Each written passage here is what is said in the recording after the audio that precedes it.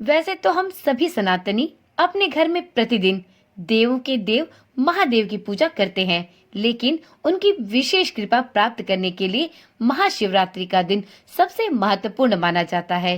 यह पर्व प्रत्येक वर्ष फाल्गुन मास के कृष्ण पक्ष की चतुर्दशी तिथि पर मनाया जाता है। मान्यता है कि इस दिन भगवान शिव और माता पार्वती का विवाह हुआ था, इसलिए इस दिन शिव परिवार की उपासना करने से व्यक्ति का वैवाहिक जीवन सुखमय और भगवान भोलेनाथ के आशीर्वाद से परिपूर्ण होता है। इतना ही नहीं, यदि महाशिवरात्रि पर सच्चे भाव से भगवान भोलेनाथ की उपासना की जाए तो जातक की मनचाहा वर या वधु पाने की कामना भी परिपूर्ण होती है। ओम नमः शिवाय। जय श्री कृष्णा।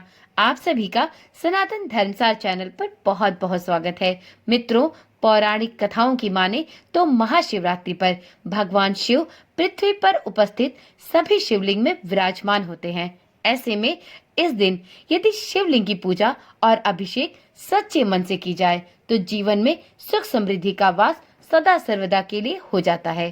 साथ ही इस दिन की पूजा आराधना से महादेव भी प्रसन्न होते हैं। ऐसे में प्रश्न ये उठता है कि नव वर्ष अर्थात 2025 में यह पर्व कब मनाया जाएगा?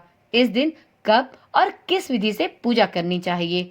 इस दिन कौन सा मुहूर्त भगवान भोलेनाथ और माता पार्वती की पूजा करने के लिए सबसे शुभ होगा? तो चलिए देर किस बात की, वीडियो में अभी ही जान लेते हैं कि इस वर्ष साल 2025 में महाशिवरात्रि का पावन पर्व कब मनाया जाएगा और साथ में इस दिन भगवान भोलेनाथ के साथ माता पार्वती की पूजा का सबसे शुभ मुहूर्त कौन सा होने वाला है।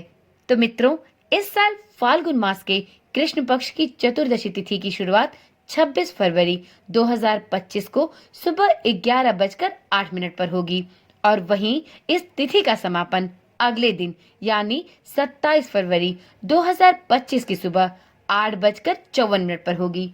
चूंकि महाशिवरात्रि की पूजा के लिए निशिता को ही महत्व दिया जाता है, इस आधार पर 26 फरवरी को ही महाशिवरात्रि का पावन पर्व मनाया जाएगा। मित्रों, फाल्गुन मास के कृष्ण पक्ष की चतुर्दशी को महाशिवरात्रि का पर्व मनाया जाता है। धर्म शास्त्रों के अनुसार जिस दिन अर्धरात्रि में चतुर्दशी तिथि हो उसी दिन शिवरात्रि का व्रत करना चाहिए। हिंदू धर्म में महाशिवरात्रि पर्व का बहुत महत्व है। इस दिन विधिवत आदि देव महादेव की पूजा अर्चना करने से व्यक्ति की सभी मनोकामनाएं पूर्ण होती हैं एवं जीवन में व्याप्त सभी कष्टों से भी मुक्ति मिलती है। पौराणिक ग्रंथों के अनुसार इस दिन भगवान शिव और शक्ति का मिलन हुआ था। वहीं ईशान संहिता के अनुसार फाल्गुन मास की चतुर्दशी तिथि को भोलेनाथ दिव्य ज्योतिर्लिंग के रूप में प्रकट हुए थे। शिव पुराण में उल्लेखित एक कथा के अनुसार इस दिन भगवान शिव और माता पार्वती का विवाह हुआ था और भोलेनाथ ने वैराग्य जीवन त्याग कर गृहस्थ जीवन में प्रवेश किया था। शिवरात्रि महात्म्य में लिखा है कि शिवरात्रि से बढ़कर कोई दूसरा व्रत नहीं है। जो व्यक्ति शिवरात्रि को निर्जला व्रत रखकर रात्रि जागरण करके रात्रि के चारों प्रहर में 4 बार भगवान भोलेनाथ की पूजा करता है, उसे शिव कृपा अवश्य प्राप्त होती है। अब जानते हैं महाशिवरात्रि पर कौन कौन से शुभ योग लगेंगे। तो मित्रों, पंचांग के अनुसार 26 फरवरी को महाशिवरात्रि के दिन श्रवण नक्षत्र बन रहा है, जो संध्या समय 5:08 तक रहेगा। इस दौरान परिध योग का संयोग भी रहेगा, जो अत्यंत शुभ फल देने वाला है। मित्रों, वीडियो में अब जानते हैं कि आप महाशिवरात्रि के दिन भगवान भोलेनाथ और माता पार्वती की पूजा के लिए कौन कौन से शुभ मुहूर्त प्राप्त करने वाले हैं। तो मित्रों, इस दिन ब्रह्म मुहूर्त सुबह 5:17 से लेकर 6:05 तक होगा। वहीं इस दिन रात्रि प्रथम प्रहर की पूजा का समय शाम 6:29 से लेकर रात के 9:34 तक है। इस दिन रात्रि द्वितीय प्रहर की पूजा का समय रात में 9:34 से लेकर 27 फरवरी की सुबह 12:39 तक है। इस दिन रात्रि तृतीय प्रहर की पूजा का समय 27 फरवरी को देर रात्रि 12:39 से सुबह 3:45 तक है। इसी क्रम में रात्रि में चतुर्थ प्रहर की पूजा का समय 27 फरवरी को सुबह 3:45 से सुबह के 6:50 तक है। तो इस प्रकार से रात्रि के ये 4 प्रहर महाशिवरात्रि की पूजा के लिए विशेष रूप से प्राप्त हो रहे हैं। यदि आप चाहें तो आप महाशिवरात्रि की पूजा ब्रह्म मुहूर्त में कर सकते हैं, और यदि आप महाशिवरात्रि की पूजा निशिता मुहूर्त में करना चाहते हैं तो आपको रात्रि के 4 प्रहर में यह विशेष समय प्राप्त हो रहे हैं।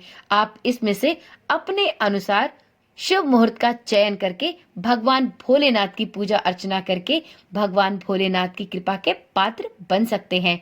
तो चलिए मित्रों, अब वीडियो में जानते हैं कि आपको महाशिवरात्रि के दिन पूजा विधि किस प्रकार की अपनानी चाहिए, जिससे भगवान भोलेनाथ आपकी पूजा से प्रसन्न होकर आपको मनचाहा आशीर्वाद देने के लिए विवश हो जाएं।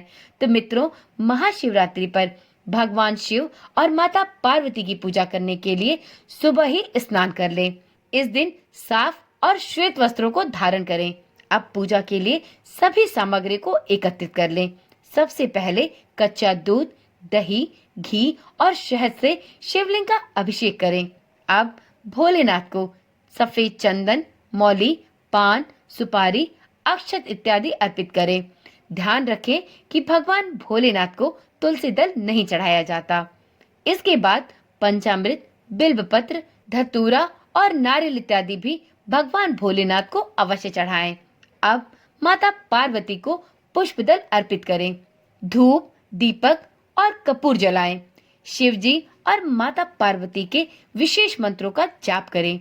शिव चालीसा का पाठ भी अवश्य करें और शिव जी तथा माता पार्वती की आरती भी अवश्य करें।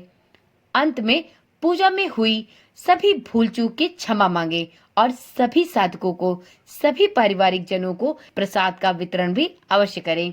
मित्रों, यह रही महाशिवरात्रि पर पूजा करने की संपूर्ण विधि।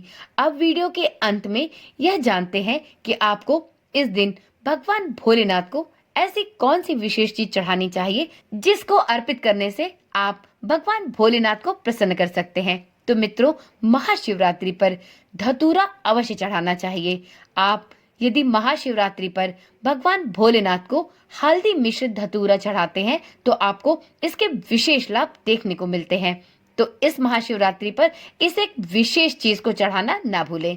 तो चलिए मित्रों, आज की वीडियो तो यहीं पर समाप्त करते हैं, लेकिन फिर मिलेंगे एक ऐसी ही नई और रोचक जानकारी वाली वीडियो के साथ। मित्रों, यदि आप चैनल पर पहली बार आए हैं या आपने अभी तक इस चैनल को सब्सक्राइब नहीं किया है तो आगे देर न करें। आपको इस चैनल पर इसी प्रकार की रोचक और जानकारी वाली वीडियोस मिलती रहती हैं।